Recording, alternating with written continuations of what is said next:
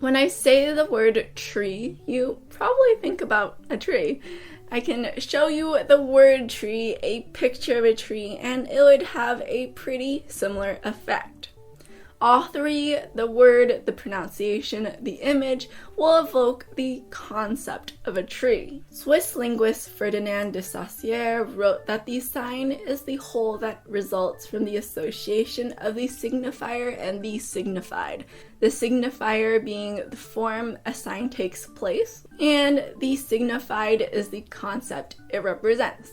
The process from the signifier to the signified is called signification. Charles Sanders Peirce has a bit more of an elaborate definition. His little drawing looks like this. The representamen is the form which a sign takes, such as an icon of a tree, and that can lead to either the object to which the sign refers to or the interpretant, the idea or the interpretation that takes place in one's mind.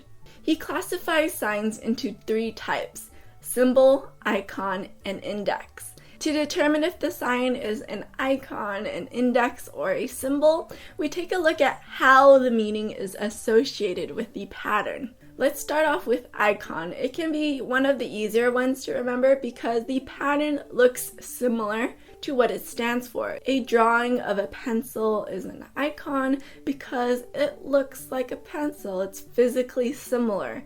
An index's pattern correlates some sensory feature to something else through factual connection. The signifier is not arbitrary, but is directly connected in some way.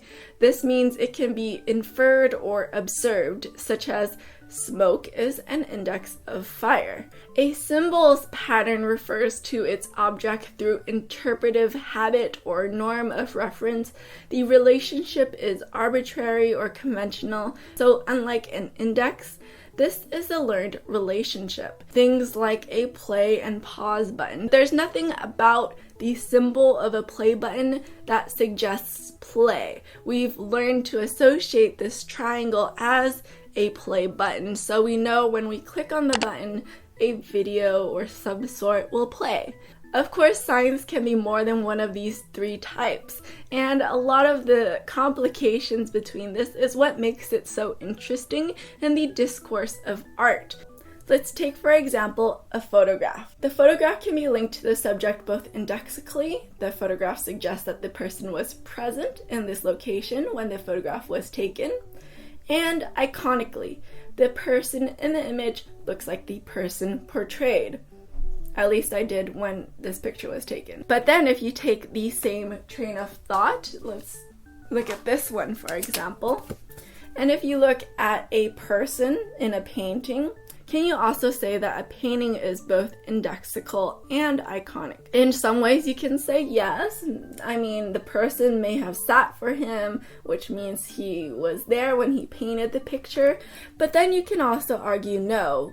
Maybe it doesn't look exactly like her. How similar does it need to be called an icon? So then we have the idea that a photograph is inherently more truthful than a painting, at least an undoctored photograph.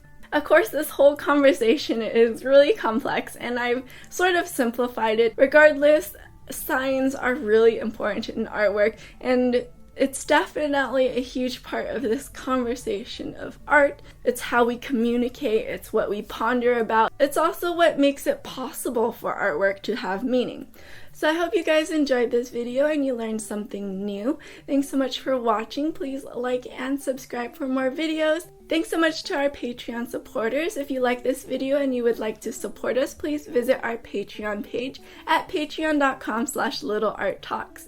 And I'll see you guys next time.